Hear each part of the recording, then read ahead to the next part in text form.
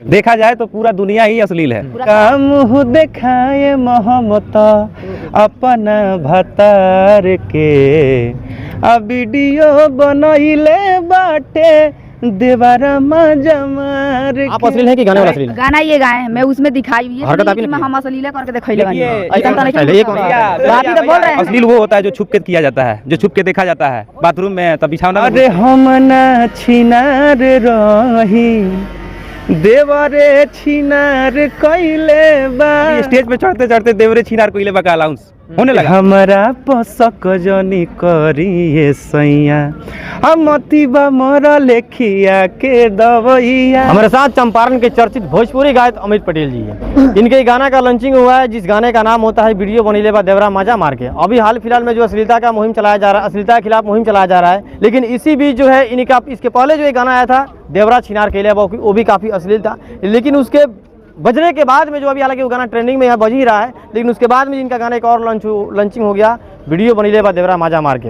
हालांकि गाना ये भी अश्लील है, लेकिन इस पर विशेष बात इन्हीं से करेंगे कि आखिर इनके गाना अश्लील गाने का मकसद क्या है। अभी अश्लीलता के खिलाफ मुहिम चलाई जा रही है, लेकिन फिर भी जो है इस गाने को जो है अभी समाज में जो है परोसने का इन्होंने काम किया। विशेष बात खुद इन्हीं से करेंगे। बहुत बहुत स्वागत है आपका। बहुत बहुत धन्यवाद। सबसे पहले ये गाना अश्लील नहीं है। यहाँ समाज में गाना बज रहा है, सब माता बहन सब लोग डांस कर रहा है, तो वो अश्लील कहाँ से है? उसको हम अश्लील मानते ही नहीं है। पूरे घर के लोग डांस कर रहे हैं वो गाना पे, और जिसको अश्लील लगता है भाई जाके वहाँ पे बंद कराओ कि हमको ये गाना नहीं बजना चाहिए। सबसे पहले जहाँ से लॉन्चिंग हो रहा है वहाँ पे ना कंट्रोल किया जाए। बिल्कुल नहीं। आपको अगर बंद कराना है तो उस गाने को आप सपोर्ट ही मत कीजिए, आप उस पर डिसलाइक कीजिए ना। बोले उससे तो बेटर है ना कि आप गाना ही मत कीजिए वाला। हम गाना छोड़ देंगे भाई। आपसे भी करेंगे, आपसे भी करेंगे। सवाल मेरा जवाब आपका ही रहेगा। अभी फिलहाल मैं बात कर रहा हूँ अमित पटेल जी से। हाँ, जब बता रहे हैं तो कहीं ना कहीं आपका शुभ नाम क्या हुआ? जी मेरा नाम काजल है और हमारे जितने दर्शक काजल है क्या? काजल तो नाम है क्या है नहीं जानते हैं? जब हाल है तो फिर एक्ट्रेस बोलिए ना। जी बिल्कुल, जिस नाम से प्रसिद्ध वही नाम बोलूंगी ना। वीडियो बनावले बाद देवरा मजा मार के। उसमें आप किस किरदार में हैं? मैं मेन लीड में हूँ, भाभी का रोल। अच्छा, भाभी आप बनी। हाँ ठीक है, भाभी आपसे भी सवाल होगा। आप वीडियो बनैले बा देवरा मजा मार के, इस गाने का एक लाइन होना चाहिए। अरे का मुँह देखाए महो का मुँह देखाए महो का मुँह देखाए मोहम्मत अपना भतार के वीडियो बनैले बाटे देवारा मजा मार के। आप अश्लील है कि गाने वाला अश्लील है? गाना ये गाए मैं उसमें दिखाई हुई है। हरकत आप ही ने हम अश्लील करके दिखाइले बानी। ऐसा तो नहीं, ये कौन सा? तो आप ही तो बोल रहे हैं। मेरा बात सुनिए। मानो तो मैं गंगा माँ हूँ, ना मानो तो बहता पानी हूँ। देखा जाए तो पूरा दुनिया ही अश्लील है, पूरा खराब। देवरा छिनार के लिए उस गाने के एक लाइन होना चाहिए। अरे हम ना छिनार रही देवरे छिनार कइले बा। हम ना छिनार रही साला देवरे छिनार कइले बा।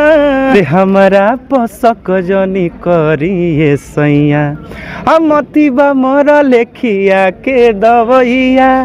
कि साला भाभी भाभी कही के पोलाई के हमके मीठी मीठी बात में फंसाई के, हाँ फंसाई के। नीमू रहे जो बनवा दाबी अनार कइले बा। हम ना छिनार रही साला देवरे छिनार कइले बा। मेरा गाना चल क्यों रहा है? जब अश्लील है तो नहीं चलना चाहिए हमको। मेरा एक पारिवारिक गीत सुन लीजिए। आचारा के कोर आचारा के कोर आचारा के कोर अपना हाथ से छोड़ाई रे। बेटावा के छोड़ काहे जात बड़े माई रे। बेटावा के छोड़ काहे जात बड़े माई रे। बेटावा के छोड़ काहे। अभी स्टेज पे चढ़ते चढ़ते देवरे छिनार कोइले बा का अलाउंस होने लगा। सब लोग वही डिमांड करने लगे कि भाई वही गाइए।